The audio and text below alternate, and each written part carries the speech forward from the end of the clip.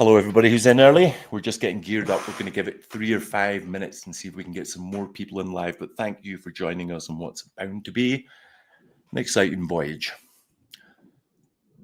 I'll introduce my friend and colleague Jay in 3 or 4 minutes. Just getting organized.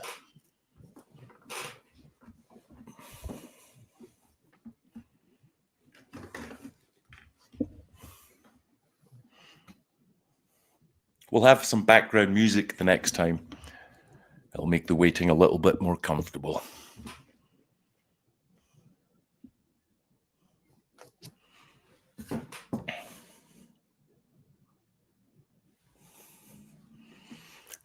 Hello, Violet. I'm seeing your hand there. You were the first in, the most enthusiastic one. Thanks so much for giving us your morning or your afternoon. It's great of you to come in here and support us. It's our first live stream on the History Fuzz channel, the first of many. And we have been waiting 7 months to release this film, to have this first face-to-face discussion with the fast and rapidly building History Fuzz crew.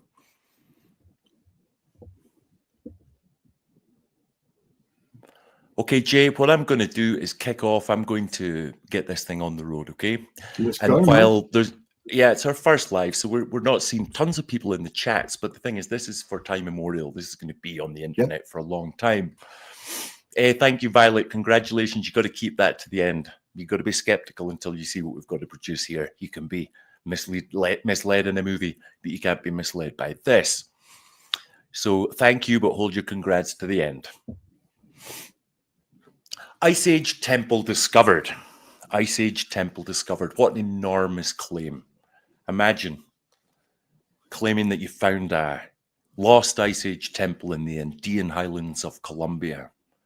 Sounds like the thing of pseudo-archaeology, doesn't it? As we've been accused of. While we have as many lovers as detractors, it is a big claim, but we have reason for this dating. We have reason for calling it Ice Age, and more specifically, Younger Dryas. And that's what we're going to go through right now. To set the discovery in context, the Bogota Sabana, as it's known today, was covered by the glacial Lake Humboldt, or Laguna Bogota, which started receding about 30,000 BC. It slowly reduced across the Bogota Sabana, and in 1967, 3 archaeologists, 2 Colombians and a Dutch archaeologist, discovered 4 late Pleistocene archaeological sites. They're indicated on this map here. The oldest and most controversial is Pubenza, dated at 14,000 BC, where they discovered they discovered assemblages of mastodon, vipers, and turtles. El Tibito and Alabra both date to around 10,400 BC. Alabra a little earlier. Again, at the Alabra Stadial cave systems, which are shown here in the top in that image, they discovered hundreds of pictograms, red ochre pictograms, and petroglyphs shown in the bottom right. And these were also dated to between 8,000 and 10,400 BC. Now, the site that Jay and I discovered is in the same area. It's within the same 40 kilometers squared. But what's most important is the reason Jay and I came across the site you're about to be introduced to is because it is on the same level that Laguna Bogota, or Lake Humboldt, was at 10,400 BC. We calculated the lake line and then explored the valley on the hills that were once Ice Age islands at that date line. What we were looking for was evidence of the Alabra and Tibito cultures having hunted and fished further south, using the islands as hunting stations. And then we were expecting to maybe find rock shelters or secondary evidence of the Alabra culture. And that's exactly what we found. Well, we thought this was elaborate culture. We discovered, or I really should say, Jay discovered these 5 rock shelters. And before I start going any further, I've taken the first few minutes. What I want to do is introduce you to my friend and colleague, Jay Parker. And what I'll do is let him describe the sort of size and what was going on that led up to the discovery of these 5 caves that was on the lagoon line at 10,400 BC. Jay, it's all yours. Hi, everybody. Thanks for joining. We greatly appreciate it. As you can see in the pictures here, there are 5 of these rock shelters. They're all roughly the same size, about 2 meters deep, maybe 3 meters deep, 2 meters wide, and round about 2 meters high. You can just about kind of stand up in them. They're obviously man-made. They've been chiseled out of the rock, but in some form. We can't say how it was done. They've got pictograms inside them, especially one of them. It has what Ashley will soon show you. It has pictograms, it has artwork. They're pretty much run at the same level that the lake was at. Some are higher and some are actually on the lake line. I found these when I was exploring there, and I didn't expect to find this many. And when I stumbled across the first one, instinct kind of told me to keep looking. And as I went round and further up and carried on exploring, I found more. There are actually a couple more, but they're on the other side of the mountain, and we haven't been able to get down there due to the conditions and the danger that it involves. But they are there, and they're visible from a distance. Mm-hmm. Great, Jay. And for any geologists that are listening out there that want more information, this is all part of what's known as the Guadalupe Stadial. And you can see that each of these caves is a very similar kind of rock formation, which we'll come back to in a little while. So the first point of evidence pointing towards our claim that this is Ice Age is these 5 rock shelters are on exactly the same latitude or altitude as the Alabra cave system slightly further up the valley. Let's introduce you to the first cave. Here we go. I'm going to pass this over to Jay again in a moment, but I'm going to describe what you see at the moment. In one of the caves, rock shelter 2 in our research, on the roof, shown in this top left photo, there are markings of red ochre on the roof across the predominant rocks that are jutting out. But then below that, as you can see on the bottom left, is a black carbon and possibly red ochre pictogram showing some kind of bulbous-shaped beast, 2 protrusions on the head and a tail. On the right, you can see the close-up, which I added this image to show you an example of an argument that Jay and I maintain, where for the longest time he's believed this represents the eye, with the small cut lines going out from it like a starburst, where I maintain this black circle is the eye. When you look at the creature on the left, assuming this is the eye and this is the eye, the interpretations of the creature change. The ratios of eye to body completely alter. But Jay, I think for the audience, it would be great if you could tell us what it was like the first time you went into that cave and saw that specific pictogram. It was absolutely astounding, actually. And as you know, it's not just this pictogram that's in there. There are various different images and different things. It really left me speechless. I never expected to stumble across anything like this. Mm-hmm. And as you know, I've spent years exploring and walking around these mountains and climbing and trying to get to these points that are high up, that would have been at that lake line or higher. And this was just beyond any expectation. Right? And you've seen it yourself. It's an amazing sight, a truly amazing sight. We can't ignore the big beast on the top right corner. This is known as a notiomastodon.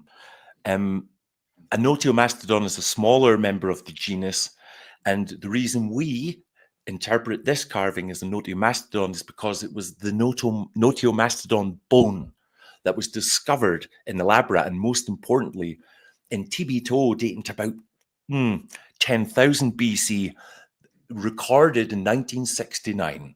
They found assemblages, circular assemblages of noteomastodon bones, which serves as some of the oldest ritual use of animal bones in northern South America.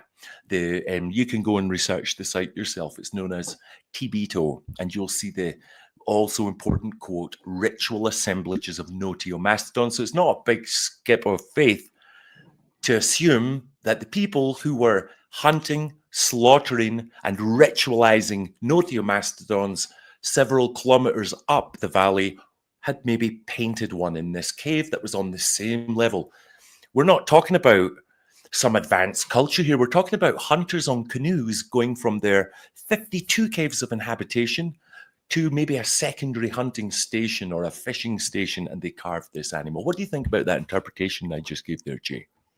I'd agree with you, Ash. Definitely. To me, depending on how you look at it, I mean, I can see a mastodon there as well, as long as you take the black dot to be the eye. And as you know, further up in the site, there is another one. So it's not beyond the realms of possibility. And that they would have painted, we know they did. As you showed before, in El Abra and in other sites, there are other red ochre paintings. It was something that they did. So we've called this episode, Archaeology versus Pareidolia. So let's look at the reasons that this might not be a mastodon. There are some quirks in here that could be argued against. You'd be used to argue against our interpretation. Look between, if this is a trunk, either the trunk or one of the two tusks, and so too is the bottom one, we would have to find an answer for what's this connecting band between the two.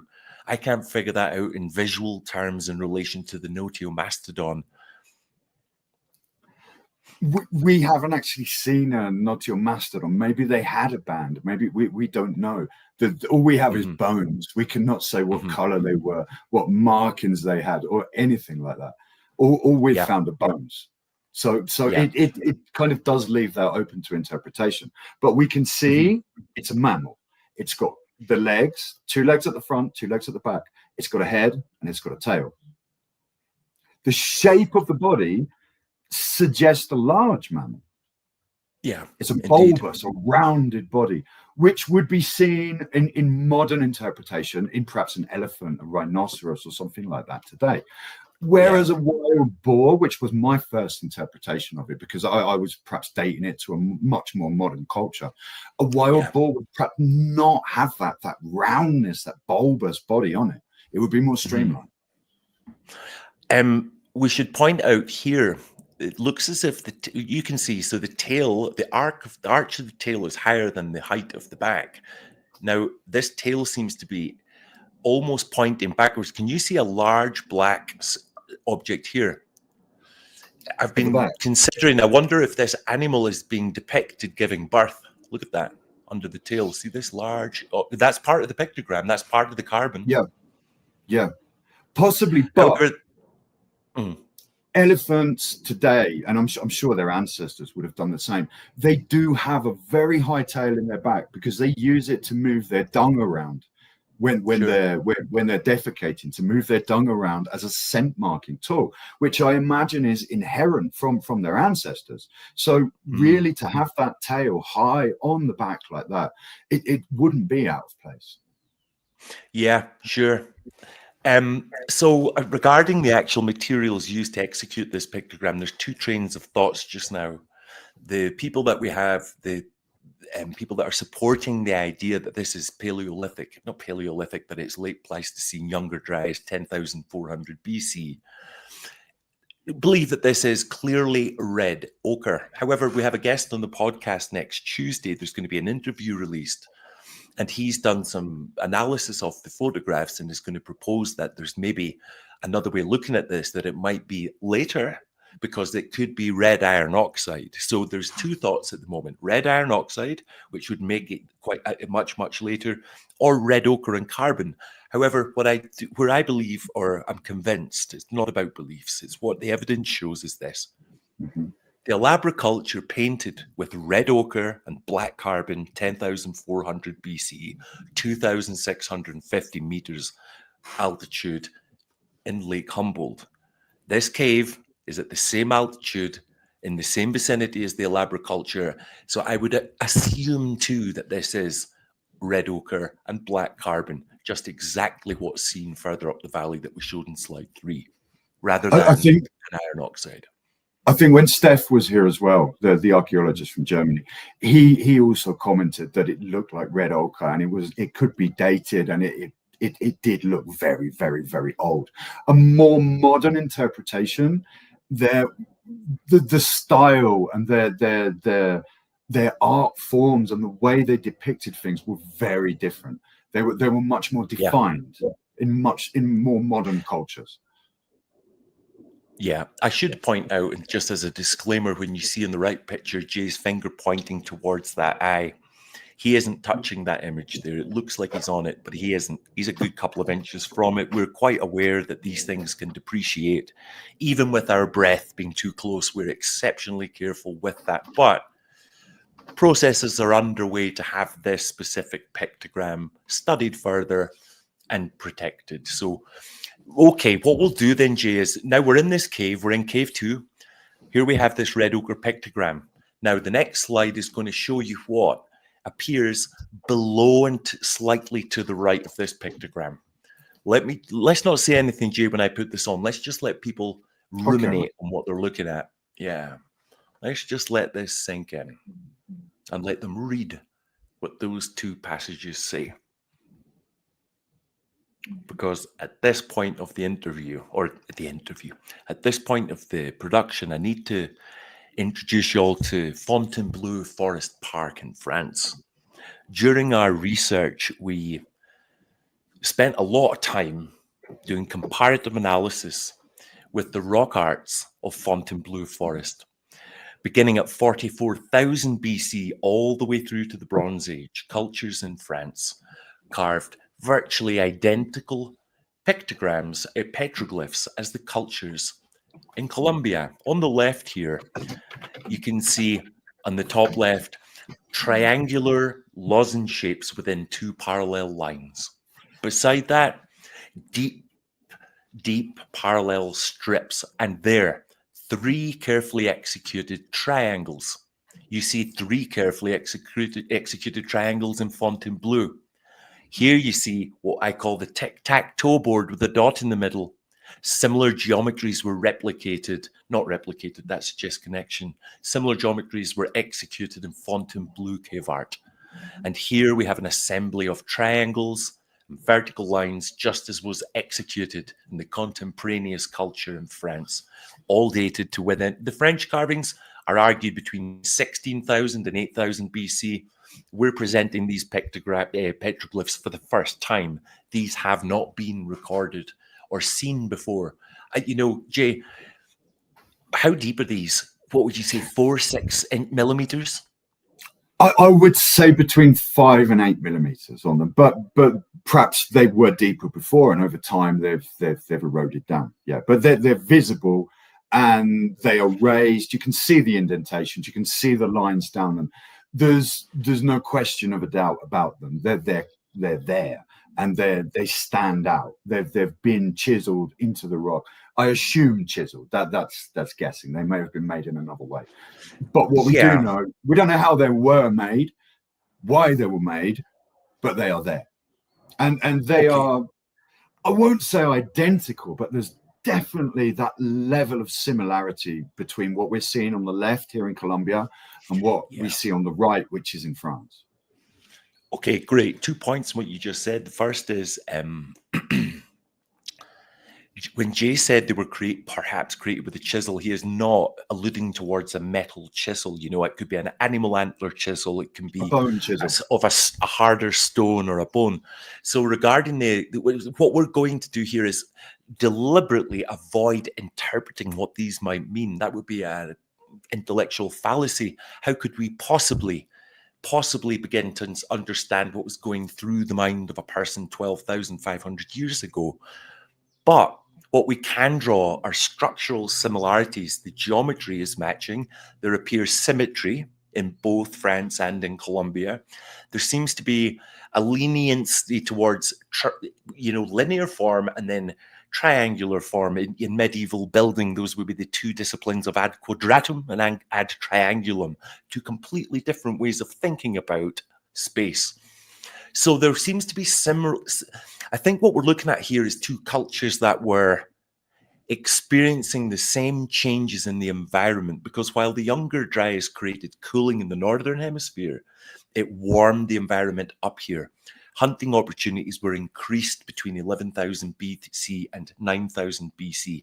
Megafauna came in from the north and resided here on these Ice Age islands. So I think a shifting climate, not climate change, shifting climate, created the same experience of nature and artistic expressions by the contemporaneous cultures in both places. But Jay, look at these. These are the things that caught me. Because we should share as well. When Jay showed me this cave for the first time, I think it was about a year before I was convinced that these were what we were looking at. It was a year. I was a year giving it whatever's. That it's not so much, yes, it looks like carvings, but this could have been done by a school child. This could have been, but once you see them in context here, and once you consider the placement of the pictogram in the same cave on the lagoon level, and the fact that this cave has this beautiful southern aspect over the valley, I don't doubt anymore. So we've had these verified. These are pictograms. Stefan Mueller, German archaeologist, came here last year and confirmed that these were the work of man, that the rock had been manipulated.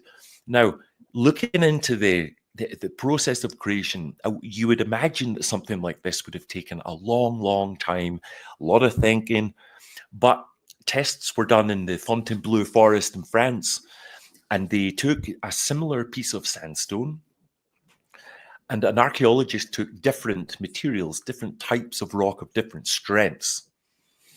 So he set about carving and was able to do a 20 centimeter square and sort of fill it, tessellate it with different shapes in 22 minutes. So we're not maybe looking at something that was done by over the ages. It could have been something that was done, say, by 5 people who were sheltering over while on a fishing trip for 3 days into the southern part of the lake. This could have been a stopover and amusing. But I don't actually show it. There is another one, there isn't there, Jay? There's like a handprint in there. It's like it is a handprint. A kind of worn down look, where it looks like someone's either been resting in it and kind of left the handprint, perhaps when it was wet, or over time someone's been rubbing and eroding it down. But it's not in the pictures, but it is there. Yeah, there are actually many more images than are shown here in the pictures. It's quite an extensive tablature of carvings and shapes and tic-tac-toe boards, like you say. And the audience are bound to be asking at the moment, so you guys found a handprint in the cave and you aren't showing it in your report. Well, here's why not. Because we're not sure. We aren't sure if it's handprint.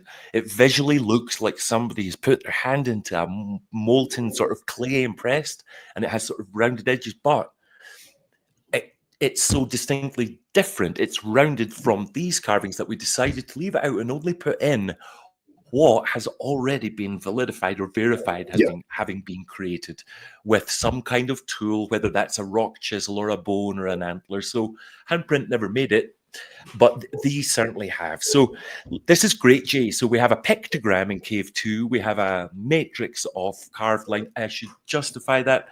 I don't use the matrix in the pop cultural sense. I use the matrix, the word, in its most academic sense, meaning an environment in which something can grow. And that's what we have here, is a small 2 by 2 meter environment in which there's animal forms, there's zoomorphic representations, and we have this here. So look, Violet, you're saying you want to see that handprint. Why don't I do we're going to be doing another one of these in 3 weeks. We'll make that the opening slide. We'll show you the handprint and Jay putting his hand into it, and I'll not edit it, and you'll hear me in the background. I'm going to say it as it was said.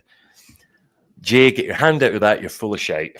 It was filmed, and I didn't believe it. So I'll leave that in, and you can see the kind of crack we had in the cave. Yeah, the chat's building up there. Guys, we're just going to keep on marching through this. Let's just see what Jen's saying here. It's amazing how similar the hand markings are. It's like modern day handwriting. You can tell what it is, even if there's minor verifications. And Jen is from North America, but she was here. She came 2 years ago and saw those carvings for herself. She is speaking, Jen, History Fuzz admin, is speaking from personal experience. She was here when the archaeologists came from Germany, and that was a big day. There was like 6 of us took this with a German archaeologist. We went into the cave, and he could have turned around and said, "Nah, guys, this just isn't." But he didn't. He turned around, and we have him on film saying, "Oh, definitely, these are man-made." And a lot of people, you can see on the bottom left here, these vertical lines. Whether they of course they aren't, but it resembles a kind of writing system where there's repeated geometric forms, 3 triangles all pointing the same way in a strip. It looks like some form of communication. Would you agree in that, Jay, or are you against that now? I would say it's difficult to interpret. We're saying it looks like, but really we're guessing. We can never be able to translate unless we find some Rosetta Stone that someone's left behind from that time, which would be fantastic, by the way. But I doubt we will. It does look like writing, but to say it is perhaps. I didn't say writing. I said a form of communication. Because you gotta, yeah, that someone could perhaps come and read it and take some information out of it, like maybe a calendar or something like that. I would say it's a possibility, but I couldn't really say either way, Ash. We don't. Yeah, it looks. Yeah, and even if it falls into the category of graffiti, ultimately, the vandal is expressing himself through graffiti. It's a way of communicating. So that's why I kind of it sounds out there, but I do think we're looking at some form of communication rather than whittling. I mean, you can quite clearly see in Fontainebleau in France that there's geometric structure, and there's indications of it here in Colombia. While it is more free-flowing, the one in Colombia, I would these agree triangles.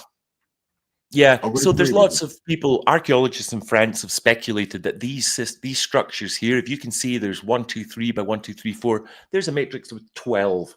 Does that point towards constellations? Does that point, not constellations, that was much later, but does it point to some kind of calendar system, some way of recording or some way of predicting the changes of seasons? We're not going to go as far to say that with the discoveries in Colombia. We're just over the moon at base 1 showing everybody what we found in a cave. Yeah, we are not professors of archaeology or geology, and it's beyond our purview to start saying that this was deliberate communication or writing, but it's really enticing to consider it because of these similarities. It does look that way. It does look that way. Indeed. So we're ready to get out of the cave. Do you know something that's all going on? I've just realized that Violet, who joined History Fuzz recently and has been really interactive with the film we just published, knows Jen, my pal and admin for the site. So they're away having the old catch up. How wonderful. Okay, we're leaving the cave. So currently we're in a cave on the lagoon line in Lake Humboldt at 10,400 BC, when just up the way, the Alabra culture were slaughtering mastodons, armadillos, vipers, frogs, and serpents. This is what we found above the cave. You weren't expecting that, were you, so quick, Jay? On the left, you can see Jay. Jay is climbing on top of a rock. The cave is about 200 meters further back from where Jay is, for where that mammoth is. And we found, or Jay came across this curiously shaped stone, which has all of the visual cues of an animal, meaning it has what looks to be a round defined head, a long, straight, vertical trunk structure, 2 circular features that could be interpreted as eyes. And on top, where Jay is right now, lo and behold, a perfectly carved circumpunct pictogram, a circle with a hole in the center. A research showed that the mastodon depicted in the Fontainebleau forest on the right is exceptionally close aesthetically, and it too is carved with a series of holes. Now, Again, we're on the woo realm. Imagine claiming we've discovered a mastodon carved on a stone in Colombia that survived 10,400 years. That's exactly what we're claiming. And the reason is this. This animal, if this is a mastodon, it matches the pictogram, if it is a mastodon, which are both cohesive with what's definitely Notiomastodon, and those are the assemblages discovered at Elabra, just up the valley. So, looking for further evidence of the intentionality behind this carving, apart from the fact there's a large circular pictogram on the head, let's look just a little bit closer at the features in both Fontainebleau and in Colombia. On the Fontainebleau mammoth head, there's an eye depicted with a very clear almond-shaped hole for where the trunk would have extended from. In Colombia, we have an eye with another almond-shaped hole where the trunk would have extended from. Under both, we have a curved feature here as well, representing perhaps the bone, the protruding bone that the tusk secured into. So when Jay and I overlaid the form of the Notiomastodon on the stone, what struck us was that the texture of the mastodon, or the modern day elephant where the trunk bends, seems to have been executed where the trunk bends on the stone. This doesn't appear anywhere else on the elephant, isn't on the eye, isn't on the head. It's depicted where the trunk bends. The positioning of these two tusk holes, Jay and I have done lots of thinking on this, and we must remember that the tusk itself would have been one of the most treasured and prized mediums for forming tools and weapons, yeah? So the tusk, the removal of the tusk in modern day hunter-gatherer cultures in South Africa, especially, the removal of the tusk is everything. It's perhaps arguably more important in the sacrificial rites than the last rite in the head. And that takes us back. We'll skip back because we have reason to believe that maybe this circle where it appears on the top of the head was indicating the spot where the two mammoth skull plates meet, that you would have inserted the knife after 5 days chasing a mammoth across the islands, tracking it with spears and arrows in it. When it finally fell, the last rites must have been delivered before it was hauled back to camp. And perhaps that petroglyph, in my own artistic reckoning, represents the spot where that last rite was committed. You can or can't comment on that, Jay. I'm waffling on my own thoughts here. I would say it's a possibility. Sure. Let's go back to pareidolia again. It's been suggested that, some people quite openly in our chats since the documentary was published last week, see a Notiomastodon there. They cannot see this long vertical trunk as we do. So I'd love to hear people's feedback on this first of several animals that you're going to see. Think I've left anything out on this mastodon here, Jay? This Notiomastodon? For the time being, no. The size of it as well is also comparative to the size of the animal back in that time as well. It's not a massive European mastodon type thing. It's a much smaller version. And we know that animals that live on islands, as they would have done here, do have what is called island dwarfism, where they do become smaller. This would be comparative with the size of the actual animal from that time, as well as the dimensions on the face, the way what we are assuming is the trunk and the eye. They have the dimensions. So they're not one eye further back than the other. It's pretty precise. It is. The Notiomastodon weighed between 5 and 7 tons. So that, I don't know. I'm not even going to start pretending I could guess how heavy that stone is there. And something else we should add is, because of the nature of the site, because of the nature of the permissions we got to explore the site, one of the things we haven't been able to do is a single foot in the ground. We've done no digging or excavating at all. So we can't decide. It's very difficult to determine whether this rock is bedrock or whether it's, a boulder that's been fashioned that goes much deeper. And we just really can't inform about that just now. Those things will all be figured out pretty soon. But right now, we don't know if that's a rock or bedrock, right? Curious bedrock.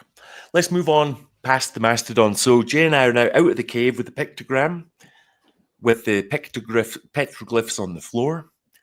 We've come across this large mammoth. And then my favorite of the site, just let your eyes rest on that top left image. Not of the Colombian caiman, but of the carved structure below it. See it here with the long back, with this kind of plate structure on the exterior layer. It rises up over the head, has a deep 1 foot wide, 1 foot deep black hole, the only one on the structure up there. It curves down and comes up to the tip of the snout. It rounds down the front, and they've taken the time to create this bulbous mouth. And if you look where the mouse is now, look up the patterning. It's all horizontal, puffy scale type patterning until it gets to the mouth.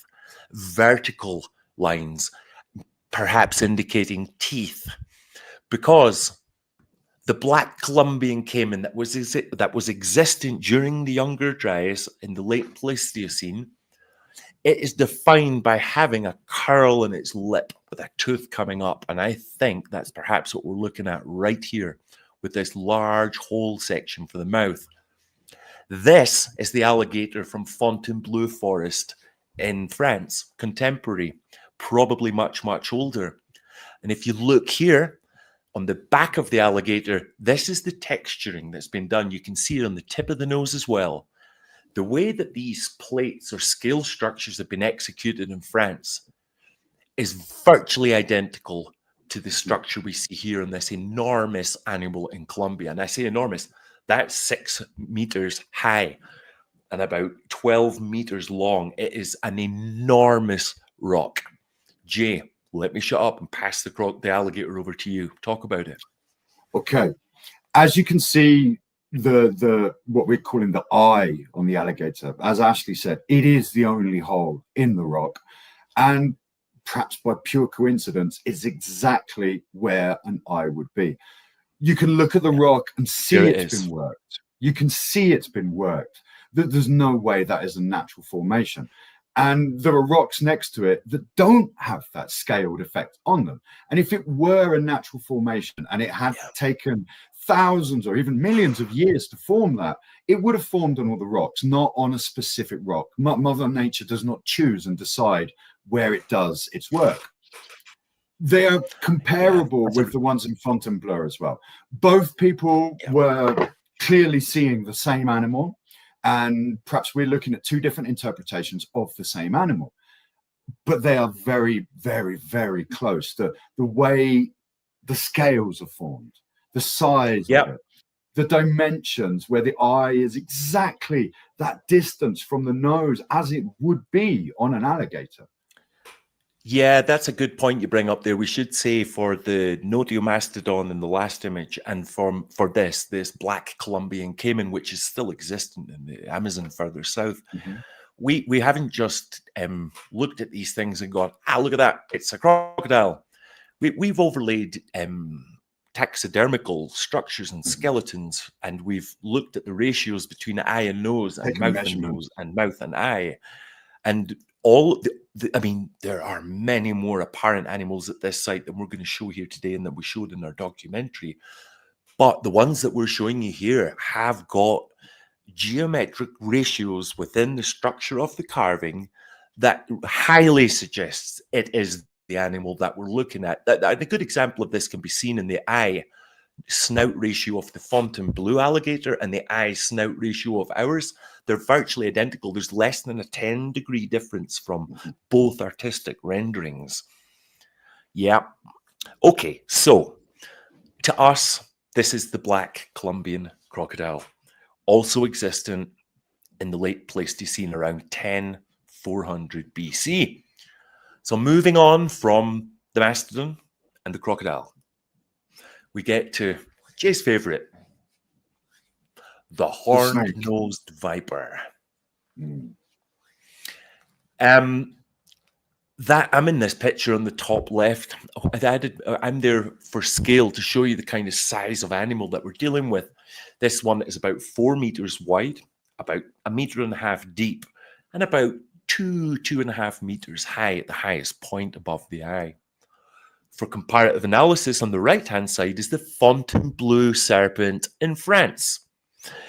This shows, again, like the alligator in the last image in Colombia and France, this scale-like texture effect, which I've got to remind we showed on the rock shelters at the beginning, because the Guadalupe range does form lava flow. The lava flows have formed these pillow-like rocks. What we're suggesting is that the people moved the rocks and executed this carved feature, but what they didn't create it from scratch. They enhanced the Guadalupe rocks that they already found. They too perhaps suffered pareidolia in that they saw the original animal structures, popped in an eye, popped in a nose, popped in a mouth, but this is altogether different. The reason I'm going to say this is altogether different, let's first of all go over the frame and the form. This head comes up to a peak above the eye, so does the actual skeletal arrangement of the horn-nosed viper. It comes down in a dip here towards the nose, and look at this, a really obnoxious shaped flick at the end. It's very distinct. Someone has definitely added a flick to the end of this stone. You can see chisel marks in the dip where they've accentuated the shape. Here, above the eye of the actual animal, you can see where the plate, the protective plate above the eye, shadows the eye. This here is at least 4 inches deep, and it goes in and frames around the top of this eye. If you look at the bottom in the center where my mouse is, or where Jay's hand is, this eye is about a foot high, foot wide, and it goes in about 12 inches. Inside, it is flat. They have smoothed the inside of that eye. Oh, you can see it right here. Curious to this eye, there are these 1, 2, 3 marks up there. Let me just tell you what they look like up close. You can see them, but it almost looks as if clay's been put around the eye and 3 fingers have rubbed a drip off, as if a drip of something's, because they look like 3 smooth channels right there above the eye, again suggesting hand manipulation. And no other part of the rock, the top of the rock, all features this reptile structure that we see on the Fontainebleau serpent. But only round the eye do we see this starburst of scaling like you do around the eye of the horn-nosed viper. So we think horn-nosed viper for this one. And so here we go. This is the wonderful thing. The horn-nosed viper was among the zoological assemblages discovered in Elabra, along with the Notiomastodon, along with gators.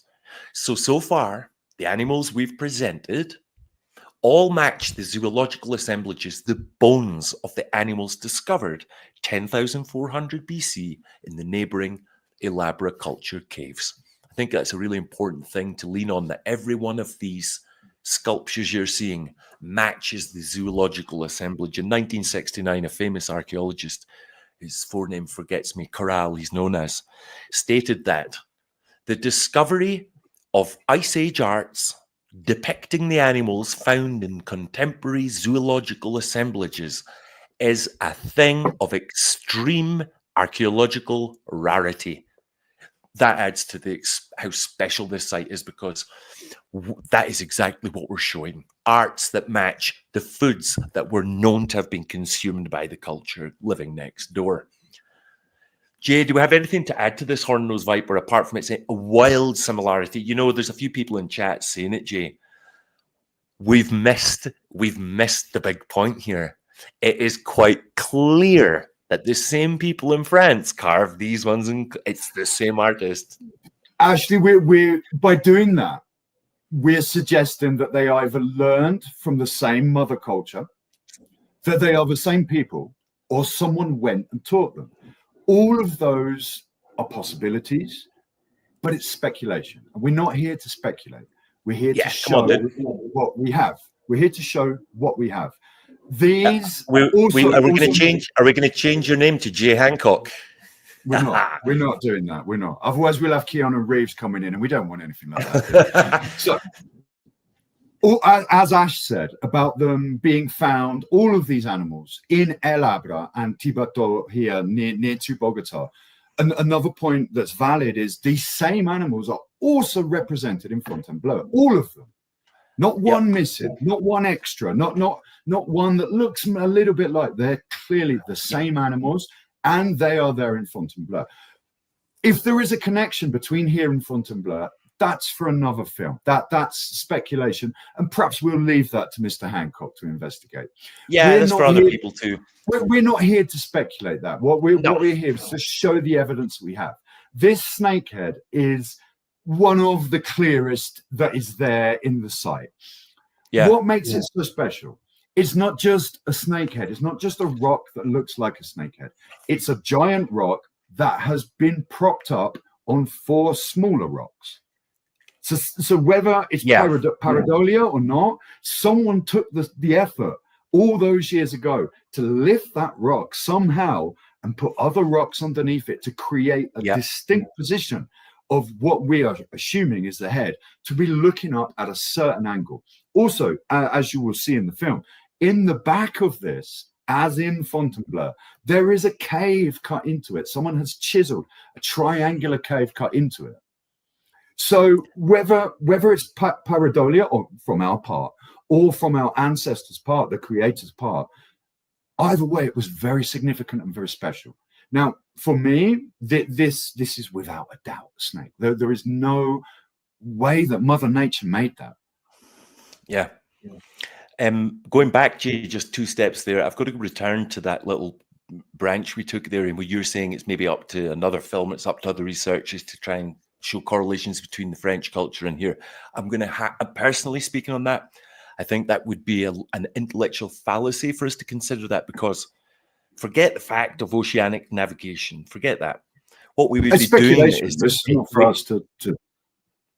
What we would be doing is covering up what might be the true gold, which is you're showing how 2 cultures at different sides of the world all responded artistically to climatological, environmental circumstances. And as soon as you say, yeah, the guys in France got in the boat, came over to Colombia and did this, boom, all of that goes. Everything's gone. And that's why we're not really wanting. But listen, thank you so much, Violet, for putting up that idea, and all the other people who've commented on it, because my good Lord, has it gone through our heads? Look at them.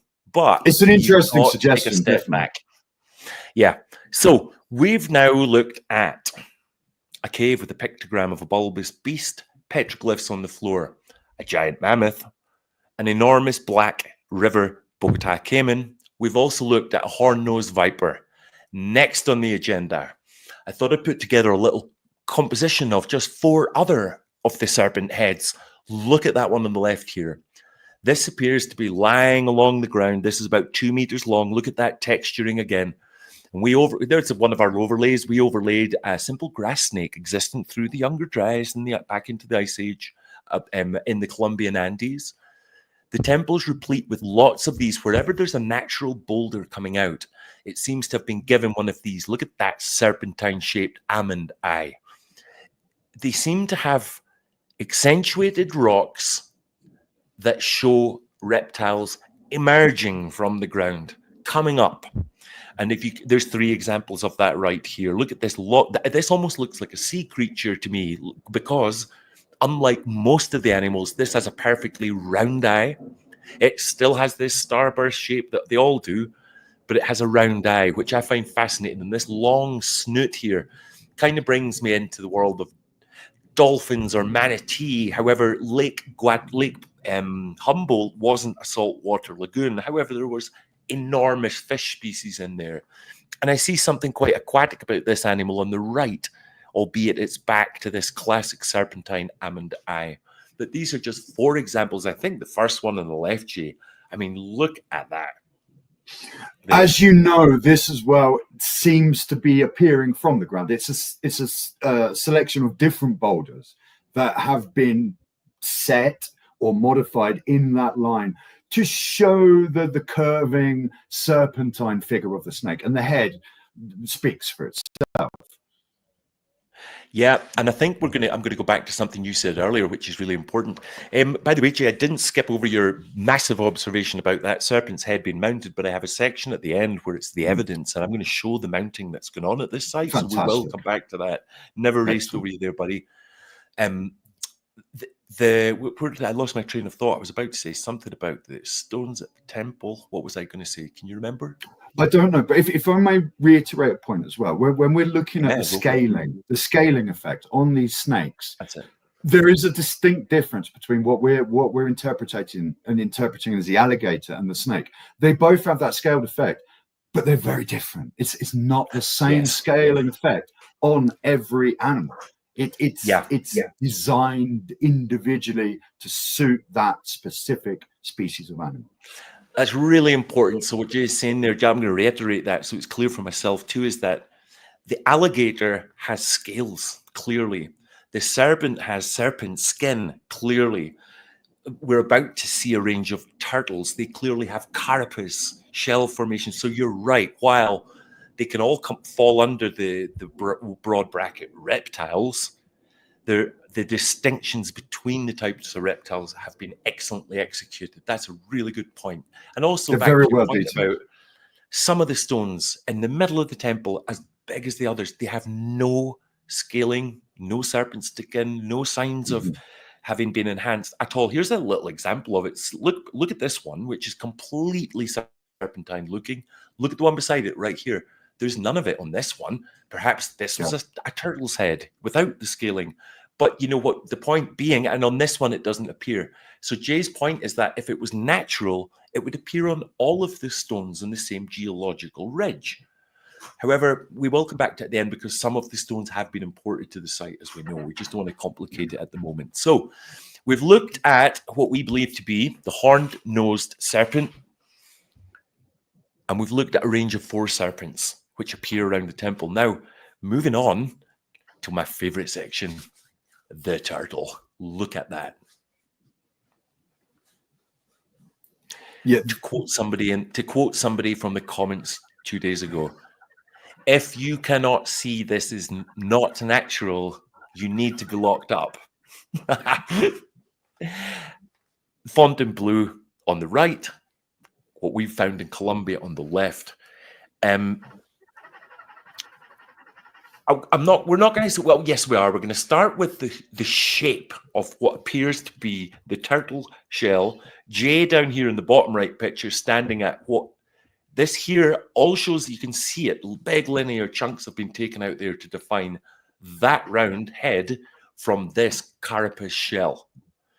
The most important feature for me in this, which rubber stamps our idea that this is an exceptionally old site showing megafauna and giant ice age reptiles, is this. Look at the base of the carapace.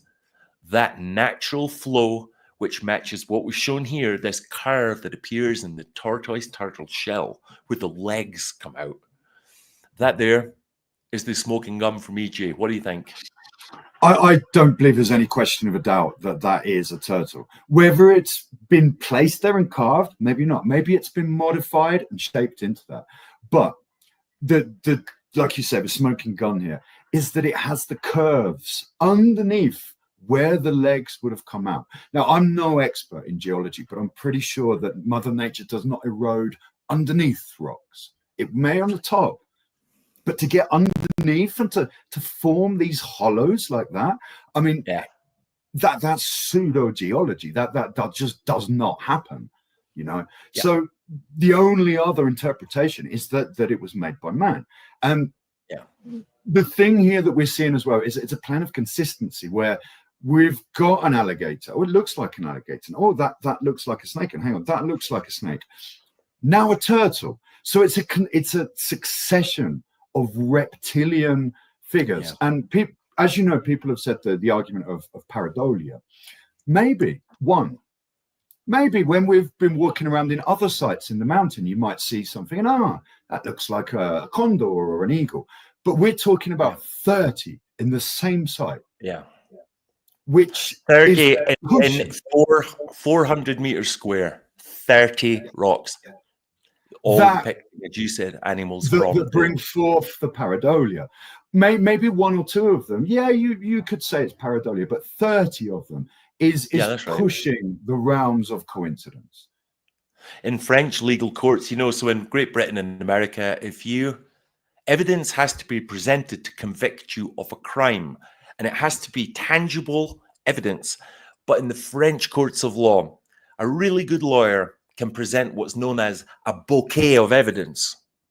As in when there are enough flowers in a bunch, it is a bunch. Do you understand? Yeah? Yeah. And I think that's what you're leaning into here is that we've not even started. We've shown the alligator, but again, we should rubber stamp, Jay, or make very clear that the turtle was among the most common found animal in El Abra, Tibito, Pabenza, Tequendama, the 4 contemporaneous archaeological sites, or slightly later archaeological sites. The turtle was one of the number one food sources. Obviously, they're fishing in Laguna Humboldt or Lake Bogota, and it was an enormous food source. And lo and behold, the same turtle, the same animal, again appears in Fontainebleau. That's 5 consistently in Colombia and in Fontainebleau. And if you look at the detail on the shell in Fontainebleau, it's not a million miles away from what we have here. Oh, I mean, look at it. You can see it. Although it's really hard to see here, there seems to be an effort made here to depict where the legs come out. And on the other side of that, it's kind of collapsed. But both artists seem to have made the extra effort to make a distinction between the head and the body. You know, you can see it here. And here in the bottom left is an example of the carapaces. These shells or scale-like structures on top of this turtle here, you can see them in the bottom. They do just what the turtle shell does, is they come out and they lip underneath, you know, so where the water could run off, if you like, the protective armor. And if you look here, these puffy, sort of bulbous bottom scales are incredibly different from the horn-nosed viper, those lines and texturing that we showed 2 slides ago to enhance Jay's idea that these are showing off different animals. So look, we're going to move on from this turtle and tortoise. And what I've done now is I've put together a collage of other turtle rocks that we've discovered. Look at that. This is back down from the main temple site back onto where the cave is. This one on the left is about 50 meters from the cave. And what I want to point out about the one on the left is where you have this, what looks to be a protruding head and a large relieved mouth, where a mouth would perhaps be, in this large conical, shell. Right at the back there, where the tail would be, where the fluted tail of the tortoise is, what do we see? A complete change in geometry on that rock, a complete change in geology. It's been shaved away to come down and fluted at the back there, I would imagine to represent a turtle. Jay, we've not done lots of research in this, but the reason we put this one in is because of this beautiful, beautiful plated scaled pattern on the top, again, like shell. But look at this. Yeah. The feature here is where, when a turtle has his head pulled into the shell and it's lying on the ground, that's how they protect themselves and sleep. Look how beautiful that large indented bolla is, with the 2 protrusions at the top, which are the 2 horns or the 2 plates that protect the neck of the turtle or the tortoise. Yeah. And I thought these were 2 great additions. You can see in this, look at the beautiful hexagonal 5-sided, some 6, some 3, but it seems to be so beautiful and distinct. And look under the rock here, where the body of the turtle would be. There's none of that reptilian scaling.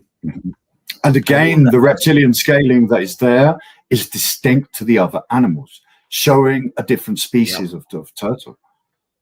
Absolutely. Jay, let's take a slide forward and look at this little assembly of the, again, within meters of the cave, these pop out of the rocks. And what we should point out here is that this head and this eye, you can almost see it here. It isn't just a hole. It's tripartite. It has 3 levels to that eye. We'll do that in the next. What we'll do in the next live is show close-ups of all the eyes. Let's just do one on eyes. But these rocks here, which appear to be like the shell, have been added to this head, haven't they, Jay? They've been moved there. Yeah, man.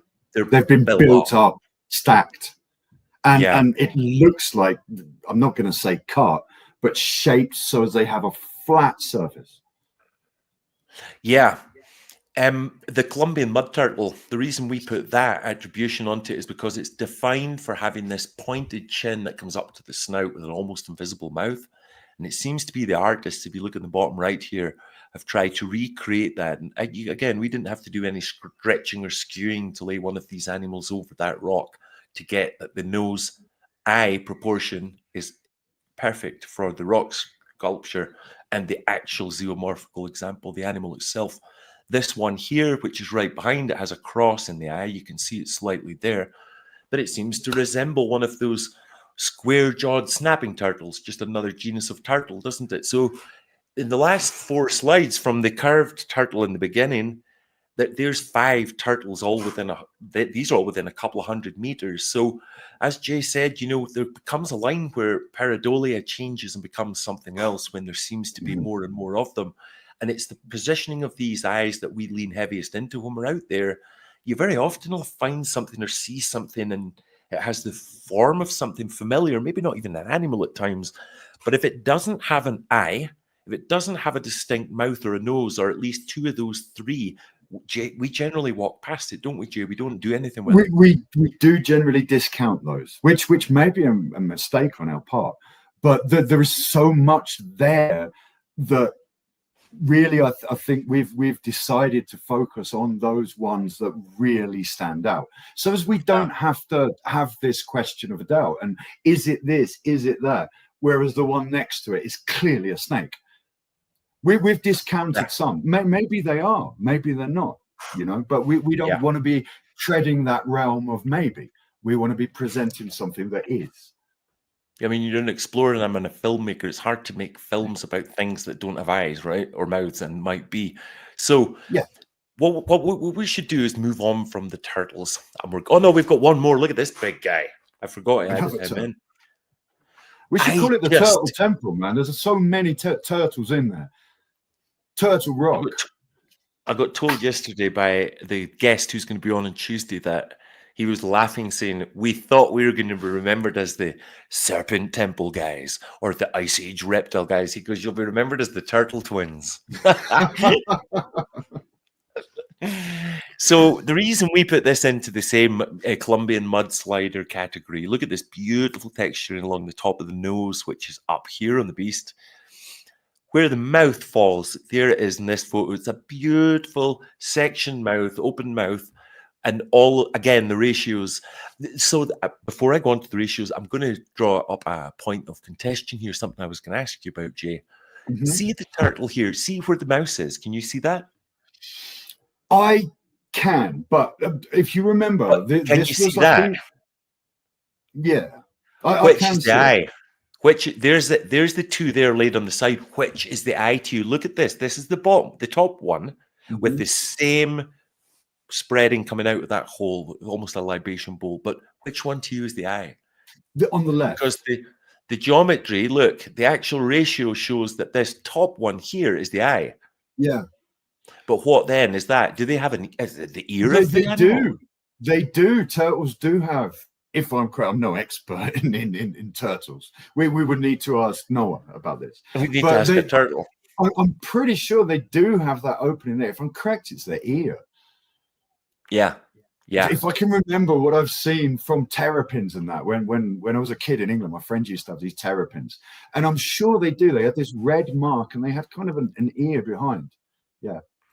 If you remember, I think this was Laurie that found this. We didn't actually find this. Laurie's there.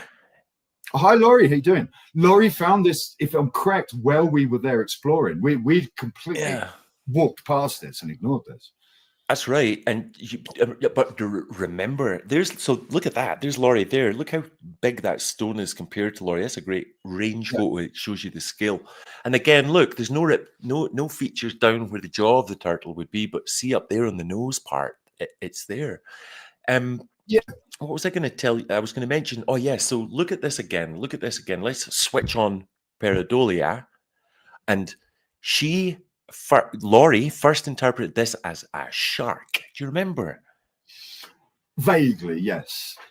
She thought this was like a big sea shark. So I spent 2 damn months researching freshwater sharks from the icy. Not on record. There's lots and lots of Jurassic sharks and sea creatures further north in Villa de Leyva, where it was in the That Jurassic would have part. been a long time back, millions of years before. Yeah, totally. So, but anyway, that to me is in our Colombian turtle category for sure. Whether it's the mudslider or some other kind of genus, I'm not sure, but it has all the hallmarks: the eye, the nose, the mouth, and the texturing on top. It's the dimensions again. The dimensions they're just Yeah, perfect, aren't they? They're just everything's in the right place. everything's in the right place. Exactly. Jay, moving from the Colombian mud turtle to Jay's not sure of this, are you? I think it was me that said it looked like a glyptodon. To be fair, actually, the giant. What are these? These are like armadillos, aren't they? Giant armadillos. That's right, mate. It's the It's forerunner the to. detail on the shell. Again, we've got this scaling effect, but this is completely different to what we're seeing on the reptiles. And when we look at this next to what you've put here in the image, Ashley, of the actual glyptodon armor, I mean, that's just an exact match. It's while you unfortunately it's impossible to. Well, if I had a really wide angle camera with me, we could have, but it was really hard to photograph the animal. But let me show you. So you can see it's here. The tail is on the middle, but that tail begins here and it comes up in this big dome shape. And It's then on the shell right, shape. bottom right, you can see the head that comes down and protrudes. So to me, it looks visually like a snail because it's flat on the ground. Yeah. But when you look at that comparative analysis between the glyptodon armor and the shell there or the stone there, it's really, really alluring. No, because look at the sides. 1, 2, 3, 4, 5, 6. These two are hexagonal. 1, 2, 3, 4, 5, 6. So it seems to me to be beyond the realms of coincidence that rock with they're that so big bulbous different from shape, the snakeskin. indeed, is so different, like the It's so carapace of an animal. And it should I be said noticed. that. Sorry, Ash. I noticed on the glyptodon as well that they've deliberately kind of put the head on to show that it separates from the shell. There appears to be a line there, a There it separating is. mark. Yeah. Noah pointed out, or Laurie pointed out, this here is caused by earthquake. Yeah, it's an exceptionally volcanic region. That's a natural crack. But as she showed us, this is which separates the head right here is the very opposite from natural. It's a smooth gap, almost as if the head's been pulled onto the shell, right? Yeah, like an and the glyptodon existed in Colombia up to about 6,000 BC, but researchers discovered several years ago that Ice Age cultures in Amazonian Colombia, 500 miles further south, they actually used glyptodon shells as houses, temporary hunting camps. They found giant turtle shells and glyptodon armors. So while these haven't been found in the zoological assemblages of the Labra or Tibito or Tequendama, they certainly were here on the Ice Age Islands. It's just that one hasn't been found yet. But I think that there, and especially because if you look at the actual creature, it has this very distinct conical pointed tail, just as this has been smoothed off to reflect that shape of that pointed tail with this little butted on head here. And again, it would explain why this one's so low to the ground. It's flat because they only had stubby little legs, see? Yeah. Good. So there's a handful of turtles and a what am I calling it? A glyptodon. Yeah, a glyptodon, and it's part of the glyphodont genus. It's kind of like a giant armadillo, yeah? It's the same shape and the same shields. Yeah. It's a cousin. It's not true to say that over 7,000 years this changed into an armadillo, but from the same genus, they just forked off sometime in prehistory. But it's known as the glyptodon giant armadillo. Yeah. Great. So here we go. You ready? You don't know what's coming next. Boom. No, I don't. I haven't seen the slides, man. Ooh. Birds. The birds. Yeah. I changed this from the film from the black eagle to the harpy eagle, because it was a apex hunter, an apex predator in an altitude level during the younger Dryas in Colombia. This is, I believe, it's the national animal of Colombia, the harpy eagle. Yeah, it's the national animal. I should point out that if I'm correct, possibly is, yeah. But that picture on the top right, I should remind, is a bird structure from the Fontainebleau Forest Park in France. I added that there because for obvious reasons. However, I think that Fontainebleau animal, look at the head there, Jay. You think that's a duck or a goose? It's perhaps a different type of eagle, of predator like that. Sure. It doesn't look so predatory. It may be a duck. Yeah. What we find special about this here is if my mouse is running up the back of this creature, this bird is out and looking out over the savannah. You can see it behind us in the distance as if in flight. On the bottom left, you can see the back of the bird and see this large section here on the right. You can see it's been lifted into place. See it right there, the joining lines, the horizontal and the verticals. That is not the same stone as that. So they have built the body of that bird up at the back. And then look here. This is distinctly different from the carapaces, the snake skin, the shells, and the scales, suggesting that they maybe attempted to show feathering. What do you reckon? I would agree with you. And again, every detail that is this so-called scaling effect is different on every animal. And this is very, very distinct. For me, the most distinct point here is the ratio between the eye and the beak. Sure. And it's so characteristic. I mean, it can't be anything else. I know turtles have beaks. I know they have the eye as well. Yeah. But the way they've just encaptured that feature and the perfection between the dimensions. Yeah, you're right about the dimensions. Remember, we struggled because Jay and I measured from the eye to the top of the beak. Yeah. So the ratio here from the eye to the top of the beak, it's slightly out of kilter, but look at see the animal on the top left in my picture. Look at it; it's pointing down the way. There's a 30-degree difference when you straighten that up. It's the same. However, there is a different. There seems to be, if you can see it there, it's better on this bottom picture. That hook beak comes over. It's cracked. See, there's this lump missing here, Jay, isn't there? A piece has either fallen off or been knocked off, or some kind of disasters caused that to happen. Yeah, more of a hook on it there. Like you can see the beginnings of the hook, but there it is there on the real bird. But yeah, we're going to put this into our. This is going to be our harpy eagle in our bird collection. And what we're going to do now is show you another bird. The condor.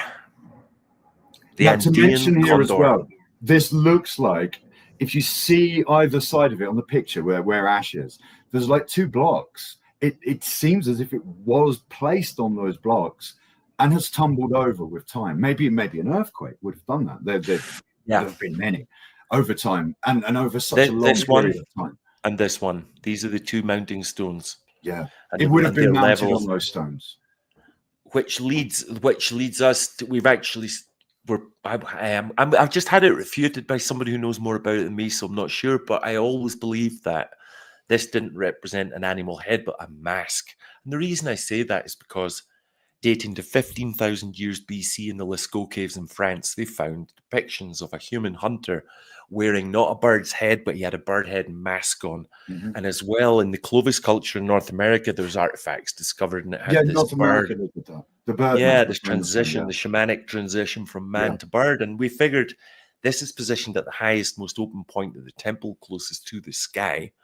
What would they have represented there? Well, the largest bird in the Ice Age, the Andean condor, the king of the sky. And also still the largest bird today.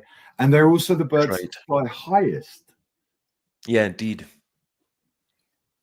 And the eye there, it matches exactly where the Andean condor is. And if you look at the eye, it's an enormous libation bowl, a dugout bowl where offerings were perhaps made.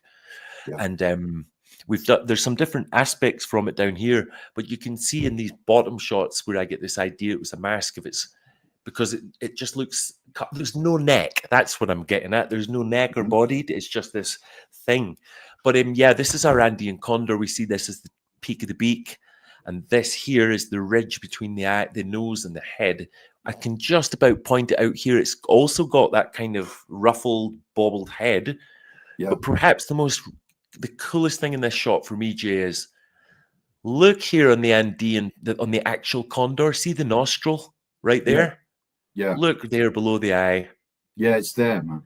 Also on the carving, there's this distinct separation between the actual feathered head and the beak, and you can see the line there, just just forward from the eye, which is exactly the same on the real animal, which is a detail that it's just perhaps that extra detail that pushes it beyond the realms of pareidolia, you know?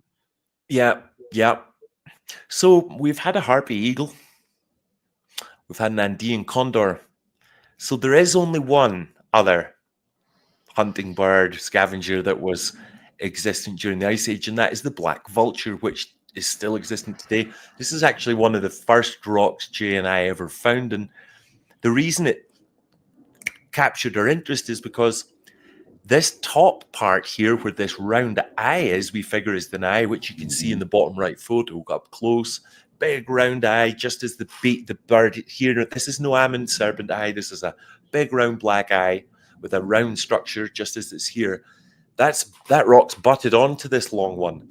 The whole of this midsection is textured, like here you can see in the overlay that bumpy, gnarly black skin, and then it stops just where the long beak that measures the same as the head starts. This whole stone here is perfectly smooth. See it here in the photos? Yeah.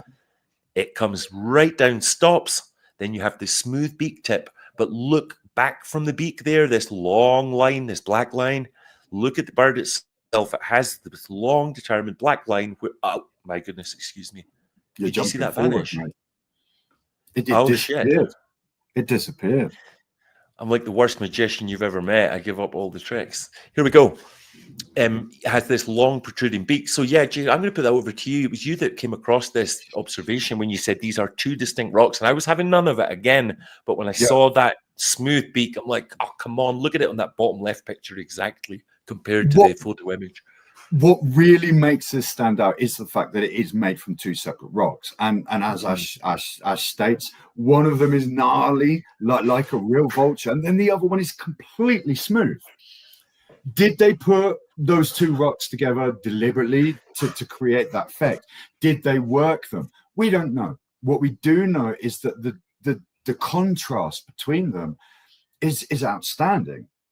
And the way it comes down to a smooth tip and again seems to go under. Now, we know Mother Nature does not erode underneath rocks like this. Yeah. It's been rounded and smoothed off. And again, coming back to the point, why, if it is a natural phenomenon, why does it not have the scales on the beak? Yeah. I totally agree. It stands out from the others there. There are very few there that aren't reptilian. This is one of those.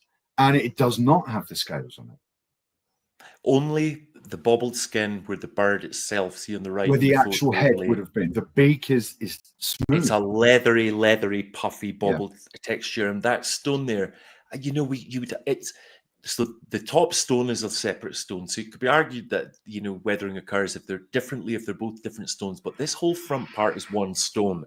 That section there is completely bobbled and rippled. And that section there is completely smooth.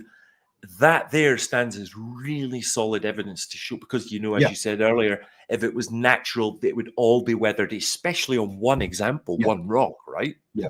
Yeah. And the great rocks, stuff, Jay. Rocks that are a few steps away from these have that serpentine markings on them, and this one doesn't. It stands out, and it suggests that it's definitely not a natural phenomenon. Yeah. And I think we didn't plan for this, but if you go to any of the archaeological papers written about the 1960s and 70s discoveries at El Abra and Tibito, 3 birds are listed as having been hunted and eaten and consumed en masse.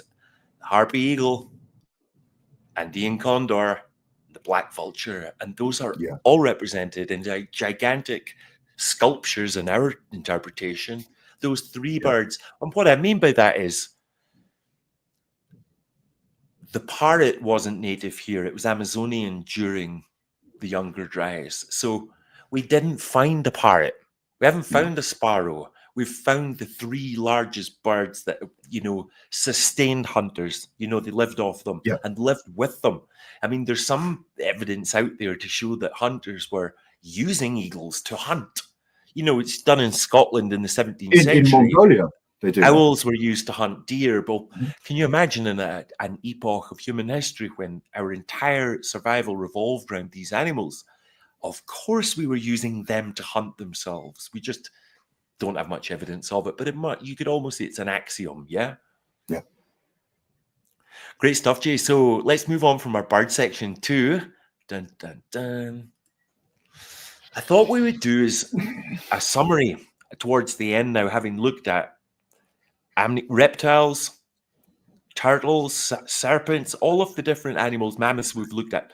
Let's look at some of the supporting archaeology around the site, which suggests what we've presented to today is indeed the real deal. These are known as Andean libation bowls. These are foot deep, foot or 2 foot wide holes that are cut in rocks. Today, the modern and for the last 1,000 years, indigenous cultures place corn and tobacco and offerings into these holes before they ascend a mountain. Essentially the same as what's been done in Peru and Tiwanaku. What they're doing is appeasing the opus or the mountain spirit before they enter the dangers of the climb.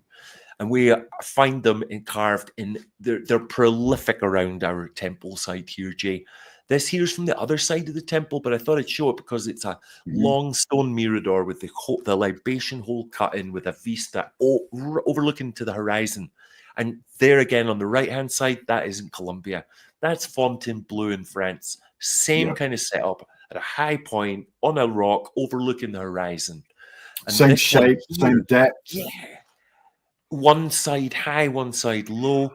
All of them, if you look here in Fontainebleau, see right there, Jay, there's the channel for the libation fluid to flow out. Every one of these has a channel for the libation fluids to flow out. That's how they're distinctly different from grinding holes or sharpening holes. Is that they have the channel.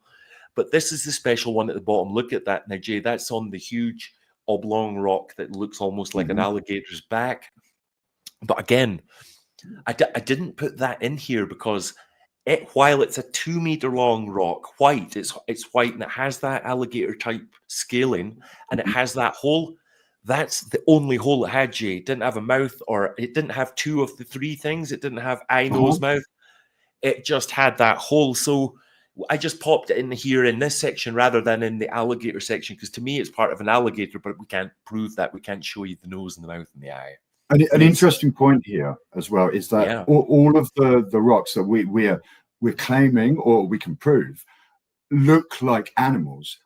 Each and every one of them has a libation hole on top. Yeah, indeed. Without a doubt, without failure, all of them. That we can look at it and say, well, the dimensions make it look like a snake. The skin makes it look like a snake. Lo and behold, you get on top, it's got a libation hole. All of them.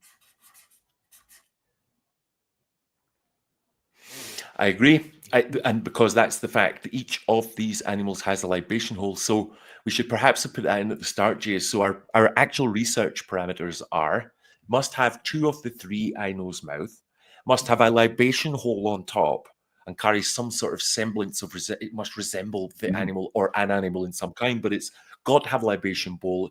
It's got to have the texturing or the scaling. There's lots of rocks with holes in them, but they're not textured and there's no more to them.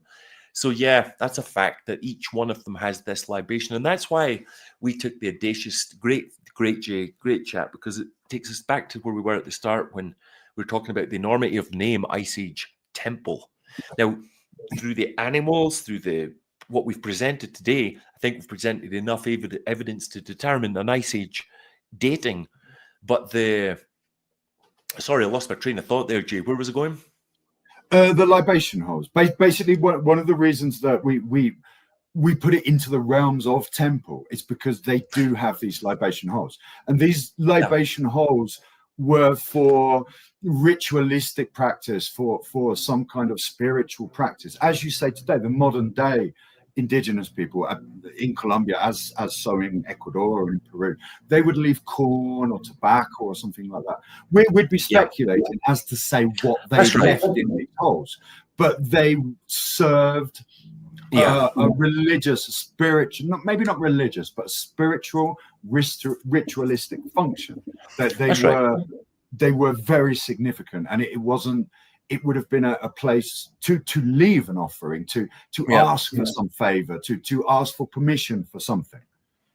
Yeah. So because, as Jay just says, these have these. I mean, from Peru, Chile, all the way north, the Andean libation ritual is one of the oldest rituals that's ever been performed in the archaeological record, and because they have the ritual bowls, we called it Ice Age temple. Otherwise, we would have called it rocks on a hill that look like animals, right? A zoomorphic park. Zoomorphic park, Ice Age animal museum, Yeah. whatever, but it has ritual site. And now we've had some wonderful feedback from archaeologists recently who are of the mind that perhaps some of them were libation rituals, these for example, but the ones on top of the animal heads may have been filled with the fats and oils of the specific animal and burned as a sort of releasing ritual for the animal spirit. The hunters slayed the mastodon, put the oils and the fats from the mastodon in that circular petroglyph on top of its head, and maybe that was burned by the man who delivered the killing blow or whatever else, It's a beautiful thought. Or it's a nice story, yeah. Yeah, but my own story is when I close my eyes at night and I try and picture what was going on at the temple, I can see the pulsing hearts of just slain beasts being set in those libation holes and the fresh blood running down through the cracks over those heads, creating an absolute ritual spectacle, That would have been fantastic. And the thing is, if I can conceive it and think about doing it, you tell me those hunters didn't think of doing shit like that? Possibly. It's a possibility. You're not convinced that, right? See, when Jay goes quiet like this means he either See, I'm not going to step into the realms of speculation. It's not that I don't believe you. It's a possibility, and we cannot deny it. But I'm not willing to step into the realms of speculation when we have solid physical evidence. We don't need to elaborate on that. If someone would like to write a story about what happened in the temple, what they did, be my guest. Go ahead. I'd love to read it. But it's not our place to do that. You know that, man. Yeah, you're absolutely right. I'm going to come back. I'm going to wind my neck in. I got all over zealous there. Look at this. This is another piece of supporting archaeological evidence that isn't particularly an animal, but this is the pond at the center of what we claim is the temple site. This lies amidst all of the animals you've just seen today, which is you can see Jay sitting at the side of it. There is a large rock bent round, which is almost like a park bench. When you sit on that, you can look into this bowl, which, look at that bottom picture, it's almost like looking like a snake curled, isn't it, Jay? It's a snake skin, whole thing. You can see and the it little on pond is like a mirror. It kind of, I speculating myself here. I would like to say that perhaps at that time when we didn't have all these big trees and around it, this at night would have reflected the night sky, and as above, so below. They perhaps would have looked into that, speculating mind, perhaps looked into that and seen the heavens there reflected into that pool of water.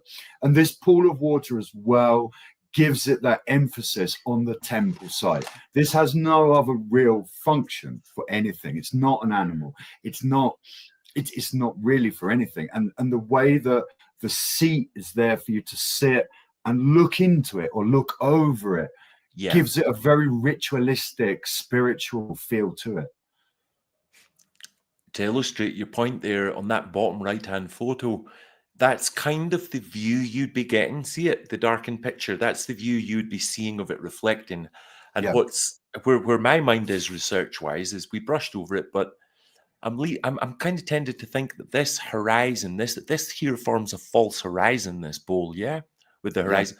I wonder if the shaping of this bowl matches the visible horizon behind it, right? That's a very interesting point, Ash. Now we know in front there are some, and it would allow for some pretty nifty plans, because then what that would be is that little bowl becomes Lake Humboldt.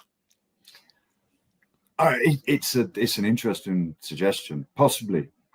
I'm not sure Lake Humboldt would have been round, but possibly. No, but it would be with what they can see. It would have represented the water in front of the horizon. Hey, listen, as you say, it's all speculation. It's something that perhaps we could look into. That's a very interesting theory that hadn't occurred to me. Yeah, it's not uncommon in other places. People would have monument. In Peru, it happens. You're walking up towards the Machu Picchu, and there is a stone there. and you position yourself in a small alcove opposite behind the stone, and when you look out, the horizon and the stone horizon blend into one. It is a visual representation of the horizon. And we know ancient cultures love making miniatures of everything. Miniatures was their thing. They copied what they could see. But that's a very interesting theory, man. We could look at that. We could definitely look at that.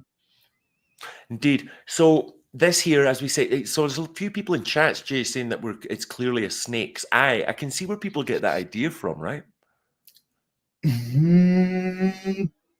Possibly, but then it is. But I don't know. I'd be guessing. I'd be guessing at that.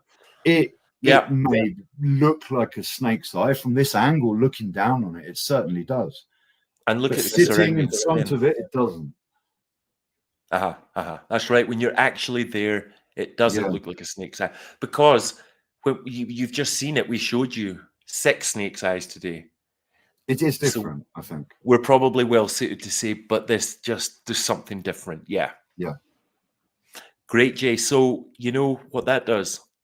Brings us to our last slide, which is a compilation of the textures at both Colombia and Fontainebleau Forest Park. Why don't you just have a little talk through that? You can see with the similarities, but what do you think about this, Jay?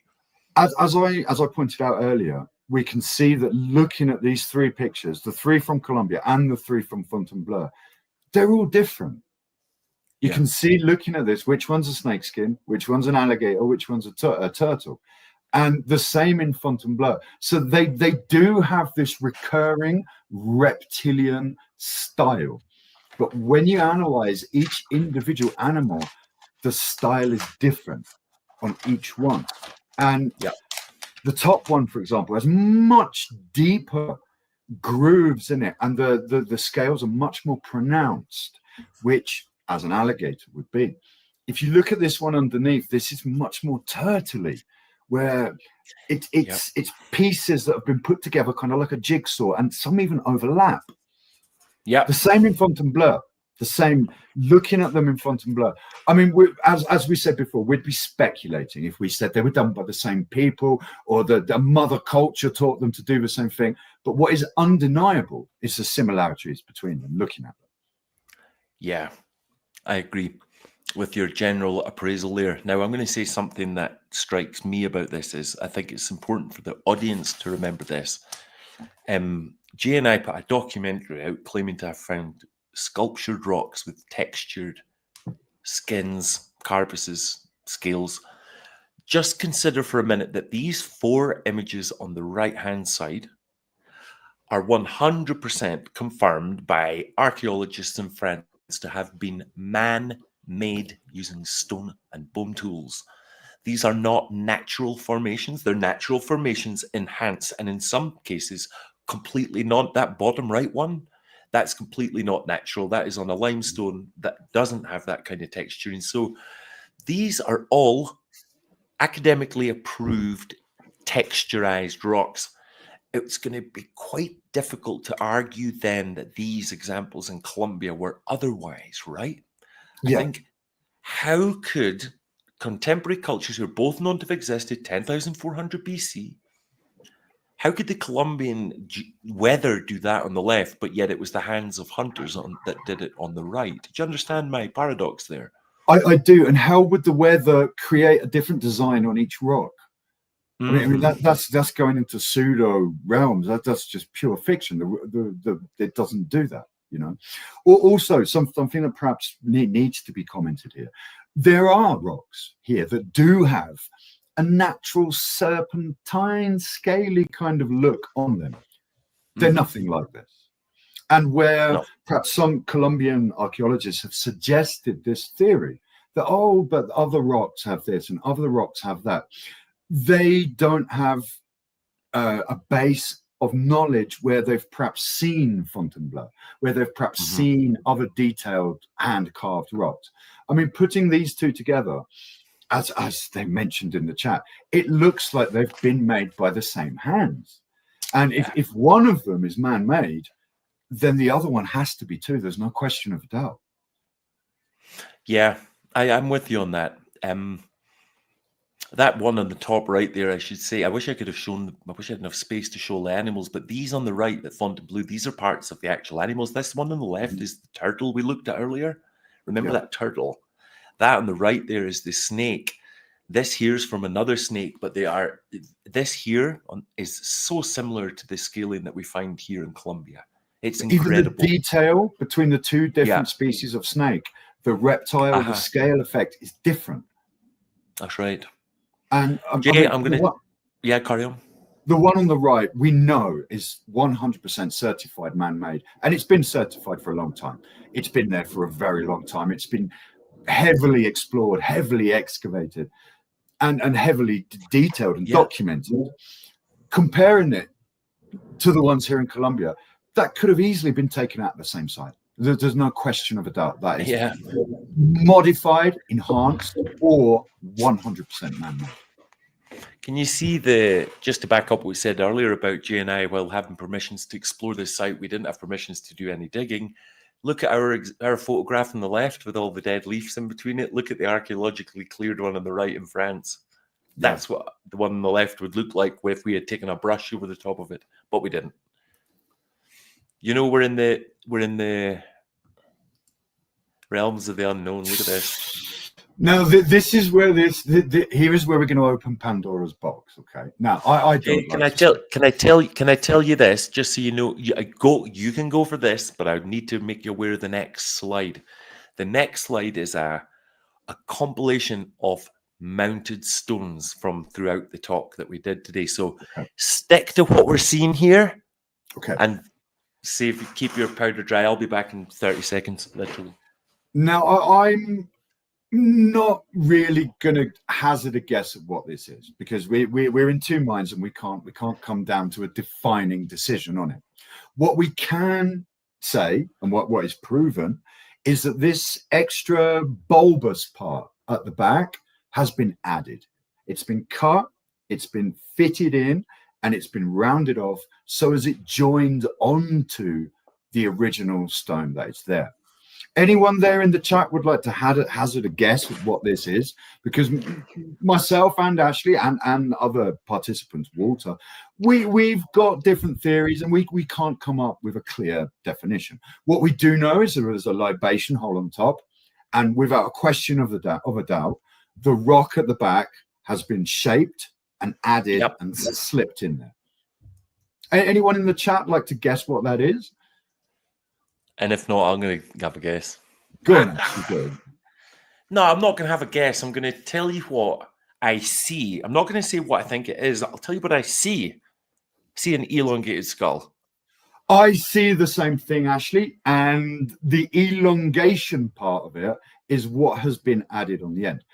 But if we start talking about elongated skulls, and we're stepping out of our comfort zone, and it's a speculation that brings a taboo with it. The crazy fringe, the ancient aliens, the crazy Greek guy with the funny hair.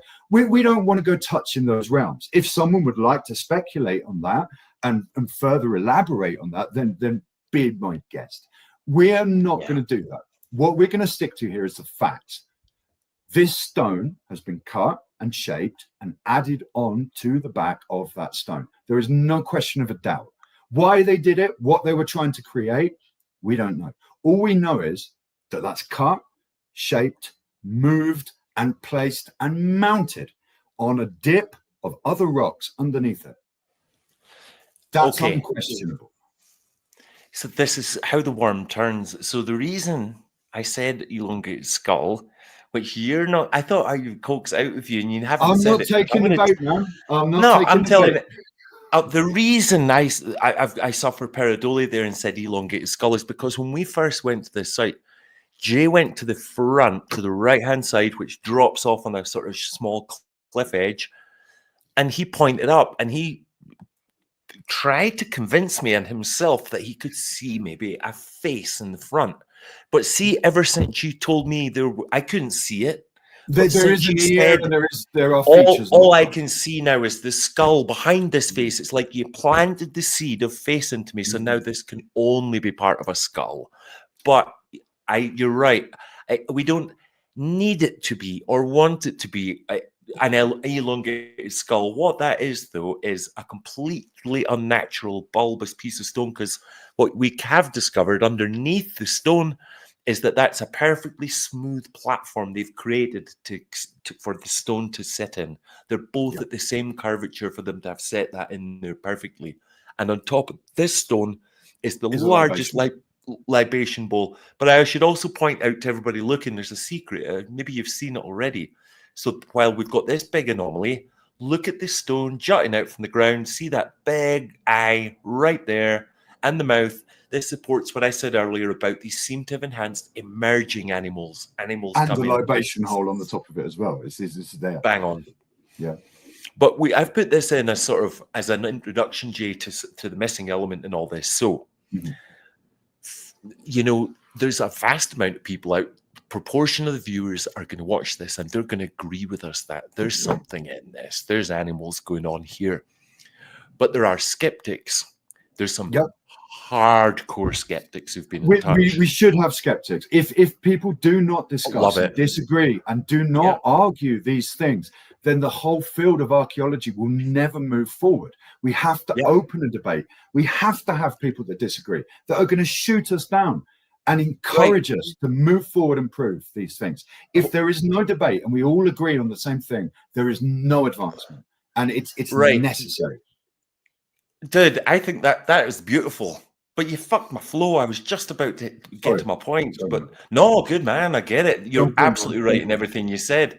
What I was going to say was, while there are skeptics out there, the next and last slide is the one that we really want them to consider. Yeah.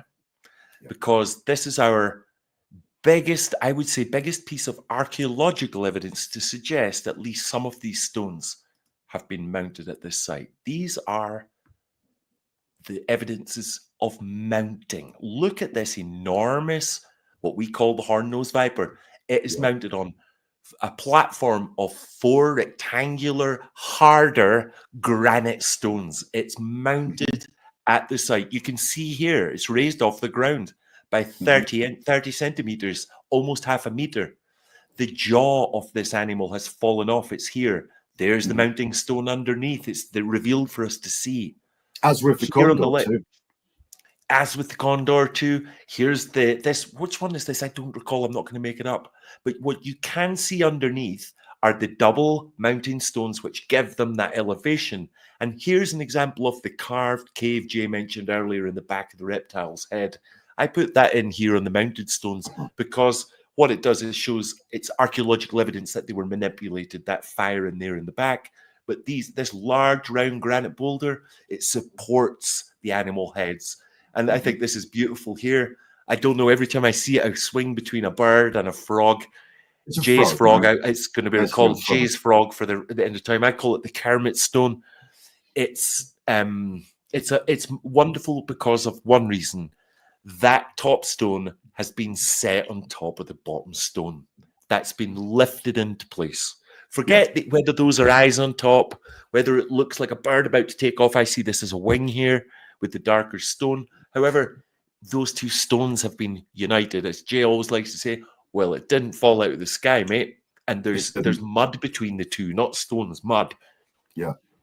That's an interesting thought. We're saying mud, but I wonder if it was like an adhesive, like a prototype sand cement or something, Super glue.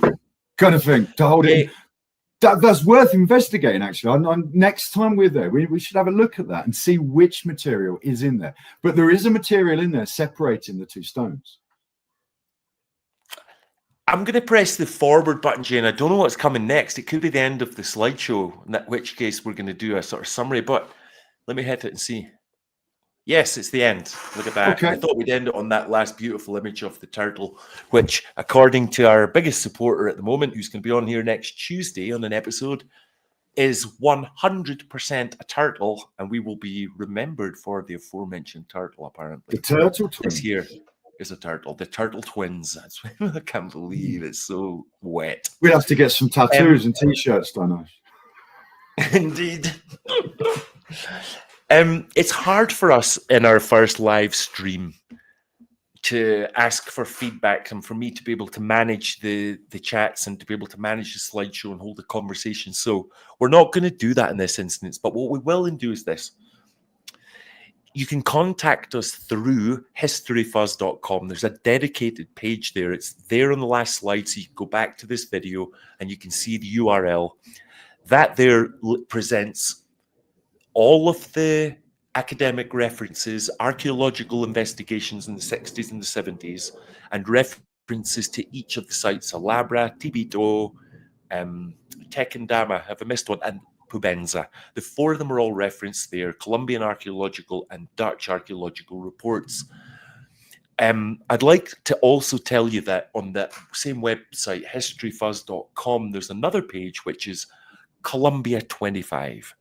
We're already putting together groups of people, bespoke groups of 2, larger groups of 7 and 10, and we're going to be going out exploring these Ice Age islands in the Bogota Sabana, looking for further associated sites, rock sculptures, libation bowls, serpent skin, turtle carapaces, and so forth. So if you're an adventurer, and it's always been in your mind, we don't live on the west coast of Colombia where all the bad stuff happens. We're here in the Bogota Sabana, and we'd love to host you and have you here.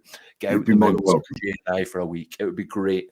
We'd love to have you, and all you got to do is drop a line, get in touch, and we'll tell you what the requirements are and what the cost is, what dates we're going to be doing this. So we'd love to hear from everybody that's in the chats and everybody that watches this film after the event over the next months. You know, get in touch through historyfuzz.com.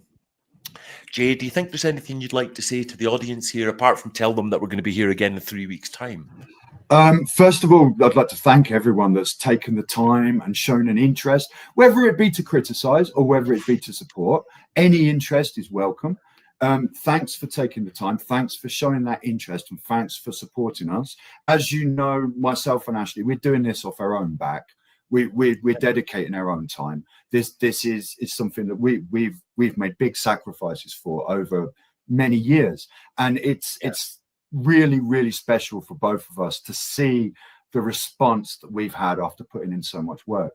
And a massive thanks to everyone that supported us and joined in, commented, participated, and for everyone that's come here in the past, the archaeologists, the anthropologists, our friends now that are friends, they're not just members of the crew, that have come here to see this and to work with us on this. And here's to the future. This is just the beginning. We're literally just opening Pandora's box, and what's to come is going to be even more surprising, even more amazing.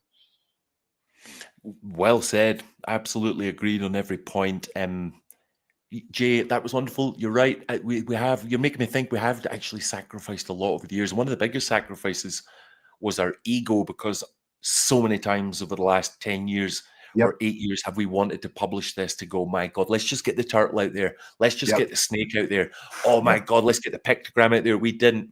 We swallowed this until what we actually did was about 9 months ago, we set up this History Fuzz YouTube channel, and I said to Jay, I need like a year to build up a core of people, so when we publish the film, we're going to have viewers. We're over the moon for a YouTube channel with little under 2,000 people. Our video's been watched 35,000 times, which is it's been fantastic. Absolutely, it's got a little red button beside it going 100 times, which is watched or viewed 100 times more than any other film on my channel. And that's only because of you, everybody who's in here just now and who will be watching this video after the fact. But there's lots of films up there in the History channel, History Fuzz YouTube channel now. I'd like you to all like this video and subscribe to the channel. That's the way to help us get ahead and to keep us making films like we just presented. So, Jay, unless you've got anything else to say, I'm going to thank you, mate, and I'll thank everybody. No, thank you too, Ashley, man. Thanks for being there and doing this with me. And you know, we've both put a lot into this, and it's such a pleasure now and so rewarding to see the feedback we're getting and to see this. And as you say, our egos have both been damaged. We've had to swallow our pride, swallow our ideas, and admit we're wrong and be open to new ideas. And this is the pinnacle of 8 years work and 5 years filming. And I'm just happy to be able to interact with people and talk about this. You know? Mhm. And I think a last invite would be to those people who are watching this that would never write in the messages, that would never send an email, but we encourage you to. And what we're actually looking for, more than people writing us telling us how cool the turtle twins are or how awesome the thing is we've discovered, we'd actually like to see people who don't believe a word of it, people who Yep. are detractors that feel they've got a really good geological argument or a great anthropological debate to have. We'd love to hear from you. We are not shying from our detractors and critics. We are That's the wide only way open to and move forward, vulnerable. man. Totally, totally. So listen, Jay, on that note, I'm going to tap the end stream and I'm going to end it on another. Thank you very much, everybody, and we'll see you in a few weeks' time. Keep an eye on the Thank you. live section for the scheduled events, and we'll be seeing you soon. Cheers for now. Oh, I tried to do that cool and then couldn't find the button.